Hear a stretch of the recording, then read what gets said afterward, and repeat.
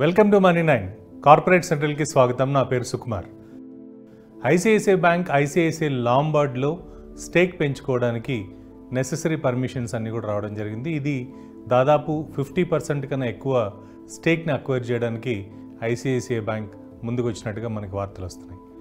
ముఖ్యంగా మనకి ప్రస్తుతం 2.5% అంటే ఐసిఐసిఐ లాంబార్డ్లో 2.5% 2024 సెప్టెంబర్ 9వ తారీఖు లోపల ఐసిఐసిఐ బ్యాంక్ మనకి అక్వైర్ చేసే ఛాన్సెస్ కనిపిస్తున్నాయి. దీంతోపాటు టోటల్గా అప్రూవల్ వచ్చింది మాత్రం 4% యాజ్ పర్ మనకి ఆర్బీఐ గైడ్లైన్స్ ప్రకారం కనుక చూస్తే. అంటే దీని ప్రకారం మనకి ఎయిదర్ 30% లెస్గా కానీ అదేవిధంగా 50% అబోవ్ కానీ స్టేక్ కొనుగోలు చేసే అవకాశం ఇన్సూరెన్స్ కంపెనీల్లో బ్యాంకులకు ఉంటుంది. కాబట్టి దీనికి అనుగుణంగా 50% స్టేక్ కన్నా ఎక్కువ ఐసిఐసిఐ లాంబార్డ్లో ఉంచుకోవడానికి ఐసిఐసిఐ బ్యాంక్ ప్రయత్నం చేస్తున్నట్టుగా మనకి ఒక అనౌన్స్మెంట్ వచ్చింది.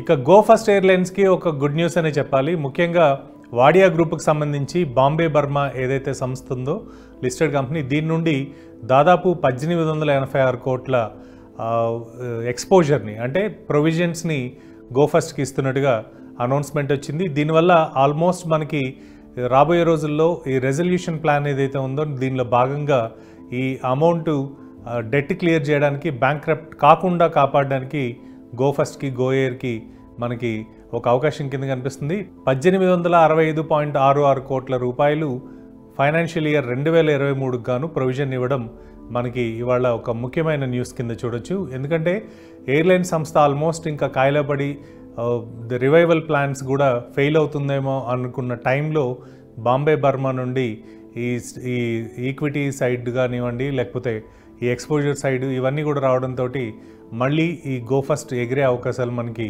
క్లియర్ కనిపిస్తున్నాయి. ప్రస్తుతం మనకి 33% స్టేక్ని ఆల్రెడీ మనకి బాంబే బర్మా కంపెనీ గో ఎయిర్లైన్స్లో హోల్డ్ చేస్తున్న పరిస్థితి.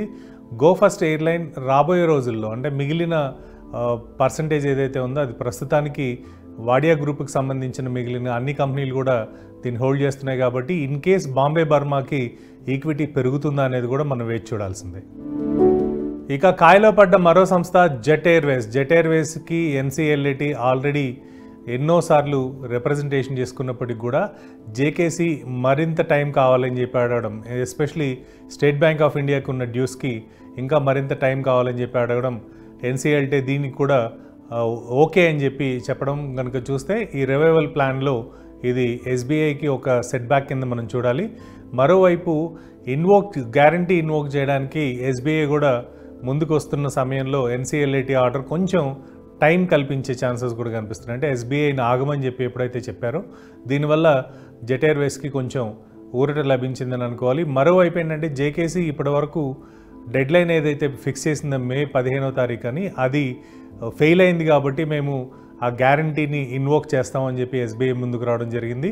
మరోవైపు jet Airways operator certificate revalidate చేసుకోవడానికి కూడా ఏవియేషన్ సెక్టార్ నుండి మే 20వ తారీఖు టైం ఉన్నప్పటికీ అది కూడా ఎక్స్పైర్ అయింది ఈ ఫ్రైడేకి.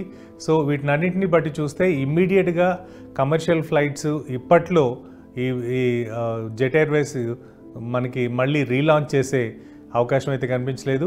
జేకేసీ ఇప్పటికే 150 కోట్లు లెండర్స్కి ఆల్రెడీ డిపాజిట్ చేసిన పరిస్థితి, దాంతోపాటు బ్యాంక్ గ్యారంటీ కూడా ఇవ్వడం జరిగింది. సో వీటిని బేస్ చేసుకొని జేకేసీ మరింత టైం అడగడం, ఎన్సీఎల్ఏటీ ఓకే అని చెప్పడం, ఎస్బీఐని కొద్ది రోజులు వెయిట్ చేయమని చెప్పి చెప్పడం, ఇవన్నీ కనుక గమనిస్తే ఈ ఎంటైర్ సినారియోలో జెట్ ఎయిర్వేస్ అనేది ఇమీడియట్గా మళ్ళీ ఆపరేషనల్గా వచ్చే ఛాన్సెస్ మాత్రం మనకు చాలా తక్కువ కనిపిస్తుంది.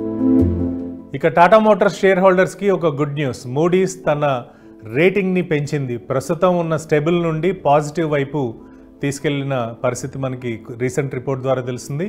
మూడీస్ ఇన్వెస్టర్ సర్వీస్ ఐఎన్సీ గతంలో వాళ్ళకున్న అవుట్లుక్ ఏదైతే ఉందో స్టేబుల్ అని దాన్ని పాజిటివ్ కిందకి తీసుకెళ్ళింది. సో దీనివల్ల రాబోయే రోజుల్లో రోబస్ట్ క్రెడిట్ మెట్రిక్స్ ఇవన్నీ కూడా ఫెసిలిటేట్ అయ్యే ఛాన్సెస్ మనకు కనిపిస్తున్నాయి.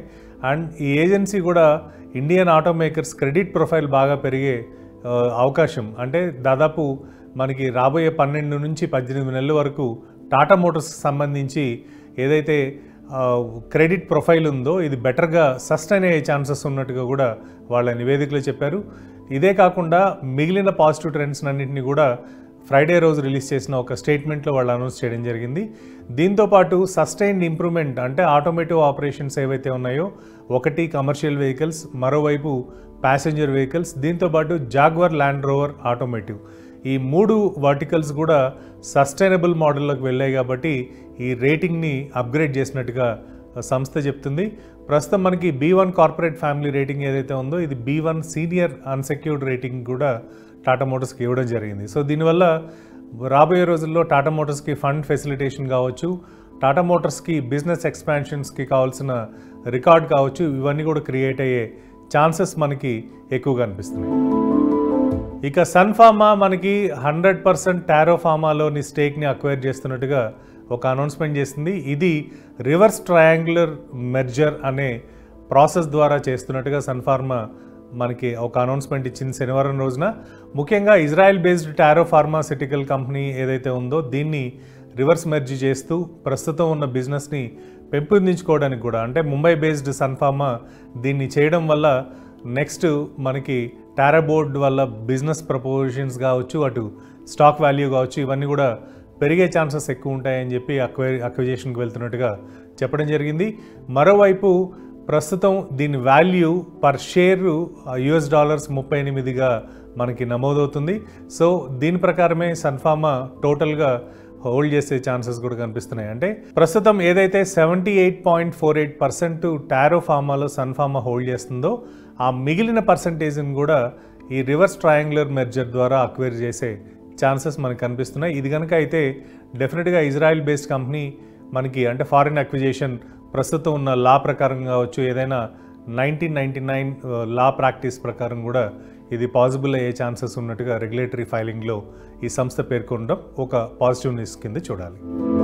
ప్రముఖ ఫుడ్ డెలివరీ యాప్ స్విగ్గీ సంస్థకు సంబంధించి మళ్ళీ వాల్యుయేషన్స్ తగ్గిస్తూ బారన్ క్యాపిటల్ ఒక నిర్ణయం తీసుకోవడం జరిగింది. ప్రస్తుతం $6.38 బిలియన్ స్విగ్గీ వాల్యుయేషన్ని పరిమితం చేస్తూ వాళ్ళ ఒక నిర్ణయం తీసుకోవడం జరిగింది. గతంలో కూడా కంటిన్యూస్గా తగ్గిస్తున్నప్పటికి కూడా ఇంకొక వైపు ఈ వాల్యుయేషన్ తగ్గించి ఇంకొక 10% వరకు కూడా కొనుక్కునే అవకాశం ఉన్నట్టుగా మనకి సంస్థ చెప్తుంది.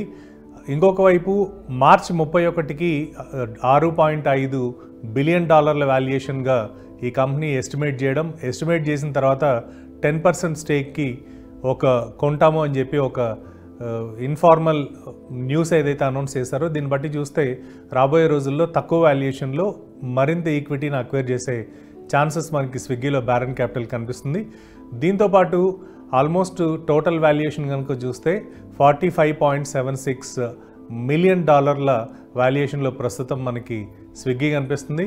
సో వీళ్ళు ఏదైతే ఫారిన్లో, అంటే అమెరికాలో సెక్యూరిటీస్ అండ్ ఎక్స్చేంజ్ కమిషన్కి SECకి డేటా ఇస్తారో ఈ డేటా ప్రకారం అక్వైర్ చేసే ముందు ఆ సంస్థ యొక్క వాల్యుయేషన్ కూడా ఇన్ఫార్మ్ చేస్తారు కాబట్టి బారన్ క్యాపిటల్ ఈ ఇన్ఫర్మేషన్ ఇవ్వడం జరిగింది. బెంగళూరు బేస్డ్ స్విగ్గీలో వాల్యుయేషన్ తగ్గిస్తూ, అంటే దాదాపు 34% తగ్గిస్తూ, గతంలో 7.3 ఉన్నదాన్ని 34% తగ్గిస్తూ వచ్చిన పరిస్థితి కూడా మనకు కనిపిస్తుంది. సో రాబోయే రోజుల్లో స్విగ్గీ వాల్యుయేషన్ తగ్గినప్పటికీ కూడా ఇన్వెస్టర్లు ఎక్కువగా దీంట్లో పెట్టుబడులు పెట్టే అవకాశం ఉంటుంది అన్నట్టుగా మనకి బారన్ క్యాపిటల్ నివేదికను బట్టి చూస్తే అర్థమవుతుంది. ఇక అమెజాన్, ఫ్లిప్కార్ట్ లాంటి సంస్థలకి గట్టి పోటీ ఇస్తున్న మీషో 2025 నాటికి IPOకి వచ్చే అవకాశం ఉంటుంది అని చెప్పి ఒక అనౌన్స్మెంట్ చేయడం జరిగింది. ఇప్పటి నుండి దాదాపు కేవలం ప్రాఫిట్ జనరేషన్ మీద మాత్రమే ఫోకస్ చేస్తామని చెప్పి కూడా చెప్పడం జరిగింది. మక్వేర్ కావచ్చు, సాఫ్ట్ బ్యాంక్ కావచ్చు, అదేవిధంగా మెటా ప్లాట్ఫామ్స్ కావచ్చు, వీళ్ళందరూ ఈ కంపెనీలో ఇన్వెస్ట్ చేశారు కాబట్టి వాళ్ళకి IPO ద్వారా ఎగ్జిట్ రూట్ ఏమైనా చూపిస్తారనేది కూడా మనం వేచి చూడాల్సిందే. అండ్ ఇంకొక వైపు earnings before interest and tax EBITDA ప్రకారం కనుక చూస్తే ఈ సంస్థ పాజిటివ్కి రావడం, మరోవైపు ఇప్పుడు ఉన్న స్ట్రాటజీ ఏదైతే ఉందో, అంటే అటువైపు మనకి క్యాష్ బర్న్, అంటే డబ్బులు ఖర్చు పెట్టే ఎవ్రీ మంత్ ఖర్చు పెట్టే అమౌంట్స్ ఏవైతే ఉన్నాయో దాన్ని దాదాపు 85% వరకు కూడా తగ్గించుకోవడం, ఎంప్లాయీస్ని తగ్గించడం, దీంతోపాటు రెవెన్యూ గ్రోత్ ఏదైతే ఉందో దాన్ని దాదాపు 40% పెంచుకునే అంటే ప్రస్తుతం ఉన్న 100%కి ఇంకో 40% కూడా రెవెన్యూ గ్రోత్ని పెంచే ఛాన్సెస్ ఉన్నట్టుగా మనకి సోర్సెస్ ద్వారా తెలుస్తున్నాయి. ఏదేమైనప్పటికీ కూడా 2025లో ఈ ఈకామర్స్ సంస్థ ఐపీఓకి వెళ్ళాలి అనుకుంటే ముందు చాలా ఎక్సర్సైజ్ చేయాల్సిన అవసరం ఉంటుందనేది మాత్రం మనకి క్లియర్గా అర్థమవుతుంది. ఇక ఫటాఫట్ మనం స్టాక్ మార్కెట్ విశేషాలు చూద్దాం. గ్రీవీస్ కాటన్ దాదాపు 10% డౌన్ ట్రెండ్కి వెళ్ళింది. ఎందుకంటే సబ్సిడీ ఏదైతే ప్రభుత్వం ఇచ్చిందో దాన్ని వెనక్కి తీసుకుంటూ దాన్ని వడ్డీతో సహా చెల్లించాలి అని చెప్పి ప్రభుత్వం ఎప్పుడైతే చెప్పిందో, గ్రీవీస్ ఎలక్ట్రికల్ మొబిలిటీకి సంబంధించిన సబ్సిడీ ప్రభుత్వం నుంచి తీసుకున్న దాన్ని బ్రీచ్ చేశారు అంటే నోటీస్ పంపించిందో, దీనివల్ల ఈ స్టాక్ 10% డౌన్ ట్రెండ్కి వచ్చింది. ఆల్రెడీ ఎలక్ట్రికల్ వెహికల్స్ తయారీలో అదేవిధంగా బ్రాండ్స్ వైజ్ కూడా ప్రైమస్ కావచ్చు, మ్యాగ్నస్ ఈఎక్స్ కావచ్చు, రియో ప్లస్ కావచ్చు, ఇలాంటి సక్సెస్ఫుల్ మోడల్స్తో ఉన్న ఈ సంస్థ ఎప్పుడైతే సబ్సిడీ కోల్పోయిందో దీనివల్ల మనకి పేరెంట్ కంపెనీ అయిన సంస్థకి గ్రీవీస్ కాటన్కి ఈ షేర్ల మీద ఆ వాల్యుయేషన్స్ 10% కూడా తగ్గడం మనకి మే 29వ తారీఖు అంటే ఈరోజు కనిపిస్తుంది. అండ్ గవర్నమెంట్ అడిగిన వెనక్కి ఇవ్వమన్న సబ్సిడీ ఇంట్రెస్ట్ కూడా రూల్స్ అన్నీ వైలేట్ చేశారు కాబట్టి వెనక్కి ఇవ్వడం అనేది మాత్రం ఒక విధంగా షాకింగ్ కింద మనం చూడాలి. స్టాక్ ప్రైస్ కూడా దాదాపు 134.20 పైసలకి పడిపోయిన పరిస్థితి ఈరోజు మనకు కనిపిస్తుంది. నిన్నటితో కంపేర్ చేస్తే ఈ స్టాక్ ఈరోజు బాగా పతనం దిశగా వెళ్ళిన పరిస్థితి. మరోవైపు ఏంటంటే ఈ సంస్థకు సంబంధించి ఆల్మోస్ట్ సబ్సిడీ 124 కోట్లు వెనక్కి కట్టమని అలాంగ్ విత్ ఇంట్రెస్ట్తో పాటు వెనక్కి కట్టమని ప్రభుత్వం నోటీస్ ఇచ్చింది. సో దీనివల్ల ఈ స్టాక్ మరింత కిందికి వెళ్ళే ఛాన్సెస్ కూడా మనకి ఎక్కువగా కనిపిస్తున్నాయి. ఇక హెచ్డిఎఫ్సి ఎడ్యుకేషన్ లోన్కు సంబంధించిన క్రెడిలా ఏదైతే ఉందో అంటే ఎడ్యుకేషన్ లోన్స్లో వీళ్ళు కేవలం క్రెడిలా ద్వారానే లోన్ ఫండింగ్ చేస్తారు కాబట్టి దీని valuation $1.5 billion bearing private Asia equity అనే సంస్థ అక్వైర్ చేయడానికి ముందుకు వచ్చింది. క్రెడిలా ఫైనాన్షియల్ సర్వీసెస్ మనకి ఇప్పటివరకు హౌసింగ్ లోన్స్ ఇస్తుంది. అదేవిధంగా హెచ్డిఎఫ్సి దీన్ని గతంలో $1.3 to $1.5 బిలియన్ అంటే సుమారుగా మనకి 10,000 నుండి 12,000 కోట్ల రూపాయల వరకు కూడా వాల్యుయేషన్ చేయడం జరిగింది. దీంట్లో ట్రంపింగ్ ప్రైవేట్ ఈక్విటీ మనకి ఆల్మోస్ట్ వీళ్ళ రైవల్స్ అయిన క్యార్లే కావచ్చు, టీఏ అసోసియేట్స్ కావచ్చు, బ్లాక్ స్టోన్ కావచ్చు, సివిసి క్యాపిటల్ కావచ్చు, వీళ్ళందరూ బిడ్ చేసినప్పటికీ కూడా ఇది ఆల్మోస్ట్ ఈ సంస్థని కొనుగోలు చేయడానికి మిగిలిన సంస్థలు పోటీలో ఉన్నా కానీ కొనుగోలు చేయడానికి ఒకటే సంస్థకి అవకాశం ఉంటుంది కాబట్టి ఈ సంస్థ కొనుగోలు చేసింది. మరోవైపు ఫండింగ్ ఆల్మోస్ట్ 90% ఈక్విటీని కొనడానికి కూడా ఈ సంస్థ ముందుకు వచ్చినట్టుగా మనకు ఒక న్యూస్ వచ్చింది. ఇంకో 10% మాత్రం over a time of period అంటే రాబోయే 2 ఏళ్లలో అమ్ముతున్నట్టుగా ఈ హెచ్డిఎఫ్సి అనౌన్స్ చేయడం ఈ సందర్భంగా తెలిసింది. ఇక మార్కెట్ న్యూస్ విషయానికి వస్తే ఓఎన్జీసీ దాదాపు మనకి 6 months తర్వాత స్వింగ్ ట్రేడ్ తర్వాత డౌన్ ట్రెండ్కి రావడం జరిగింది. ఎందుకంటే Q4 లాసెస్ వల్ల. ఇక మరో బ్యాంకింగ్ సంస్థ సిటీ యూనియన్ బ్యాంక్ దాదాపు 10% డౌన్ అయ్యి నియర్లీ అంటే మనకి 52-week లోకి రీచ్ అవ్వడం జరిగింది. ఆశ్చర్యకరం ఏమంటే మంచి Q4 రిజల్ట్స్ ఇచ్చినప్పటికీ కూడా ఈ స్టాక్ మనకి డౌన్ ట్రెండ్లోకి వెళ్తున్న పరిస్థితి ఈరోజు మనం గమనించవచ్చు.